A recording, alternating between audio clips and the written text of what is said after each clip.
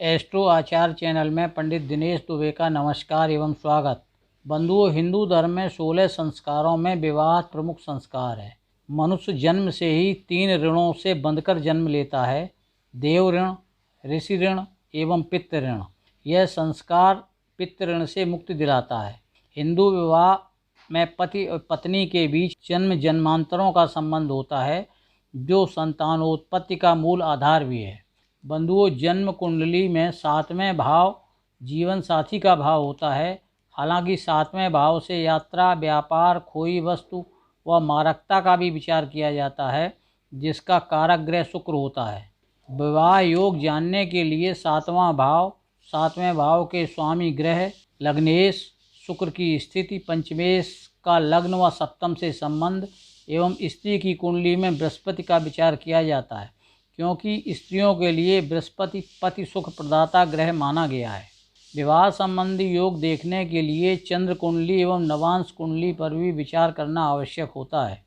बंधुओं, ज्योतिष में वैसे अनेकों विवाह योग वर्णित है, लेकिन आपको प्रमुख रूप से 5 योगों को मैं बताऊंगा, जिससे आप विवाह योग के सिद्धांत भी आसानी से समझ पाएंगे। चलिए प्रारंभ करते हैं। प्रथम योग। सप्तम भाव का स्वामी चाहे शुभ ग्रह चंद्रमा, बुध, गुरु या शुक्र हो, अथवा क्रूर ग्रह या पापक ग्रह जैसे सूर्य, मंगल, शनि, राहु एवं केतु हों, यदि वह सप्तम भाव पर बैठे हैं अथवा सप्तम भाव को देख रहे हैं, बशर्ते अन्य कोई पापक ग्रह सप्तम भाव पर न हो, न ही उसकी दृष्टि हो, तो विवाह योग बनता है। देखिए चित्र कुंडली 1 व 2 में प्रथम मीन लग्न की कुंडली में सप्तमेश बुध स्वग्रही सप्तम पर है तथा कोई भी पापक ग्रह सप्तम में नहीं है एवं न ही सप्तम भाव को देख रहा है। इसी प्रकार चित्र कुंडली नंबर 2 में सप्तमेश वृश्चिक का स्वामी मंगल पापक ग्रह है, जो कि लग्न से सप्तम को देख रहा है तथा अन्य कोई पापक ग्रह की दृष्टि भी नहीं है। इन दोनों ही कुंडली में विवाह योग बना हुआ है। दूसरा योग, यदि लग्न से सप्तम भाव पर समराशि जैसे वृषभ, कर्क, कन्या, वृश्चिक, मकर या मीन राशि हों, सप्तमेश और शुक्र भी सम राशि पर स्थित हों तथा सप्तमेश बली हो, तो विवाह योग बनता है। देखिए चित्र कुंडली 3 में लग्न से सप्तम कर्क राशि है, जो कि सम राशि है तथा सप्तम कर्क का स्वामी चंद्रमा भी दूसरी सम राशि वृषभ में पंचम भाव पर उच्च का है एवं विवाह कारक ग्रह शुक्र भी दूसरी सम राशि मीन पर तृतीय में उच्च का है।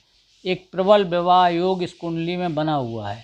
बंधुओं, तीसरा योग कहता है, यदि सप्तम भाव पर कोई भी ग्रह न हो और कोई पापक ग्रह सप्तम भाव को न देखता हो, लेकिन सप्तमेश बली हो, तो विवाह अवश्य होता है। देखिए इस चित्र कुंडली नंबर 4 को। यह सिंह लग्न की कुंडली है। सप्तम भाव खाली है, कोई भी ग्रह नहीं है और कोई भी पापक ग्रह सप्तम भाव को नहीं देख रहा है। सप्तमेश शनि भी स्वग्रही मकर पर बली है।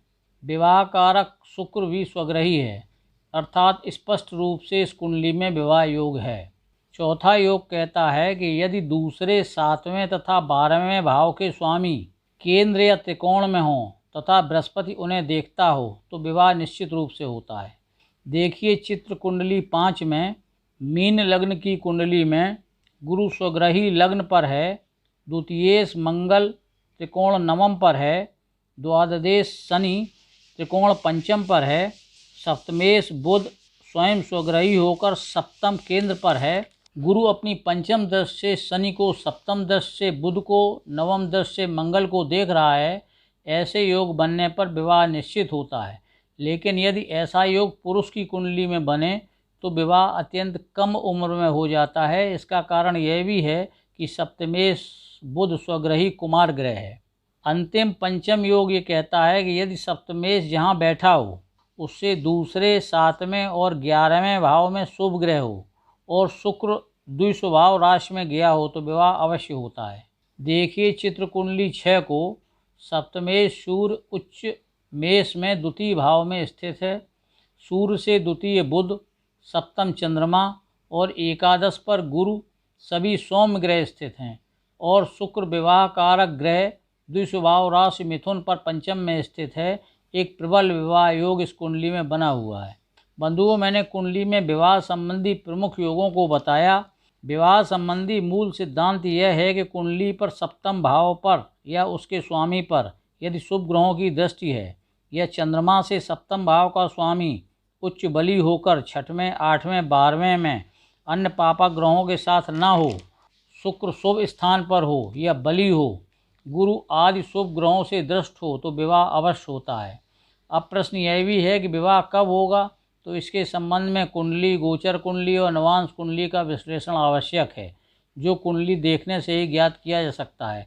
फिर भी प्रसंगवश हम आपको बता दें कि जब सप्तमेश सप्तम भाव पर स्थित ग्रह या सप्तम को देख रहे ग्रह की दशा या अंतर्दशा आती है तब विवाह होता है। इसके अलावा शुक्र एवं गुरु की दशा अंतर्दशा या चंद्रमा से सप्तमेश की दशा अंतर्दशा में या लग्नेश जिस नवांश में गया हो उससे त्रिकोण स्थान पर जब गोचर में शुक्र या सप्तमेश आता है तब विवाह होता है। बंधु, विवाह में बाधा या विलंब का कारण जानने के लिए ग्रहों की स्थिति पर विचार करना होता है। इसका पृथक से एक वीडियो आगे हम जारी करेंगे। बंधुओं, आज की बात यहीं समाप्त करते हैं। वीडियो अगर आपको पसंद आया हो तो कृपया लाइक करें, शेयर करें एवं चैनल को सब्सक्राइब करें। साथ ही नोटिफिकेशन बेल भी दबाएं, जिससे मेरे प्रत्येक वीडियो की जानकारी तत्काल आपको मिलती रहे। सभी को पुनः सादर नमस्कार। धन्यवाद।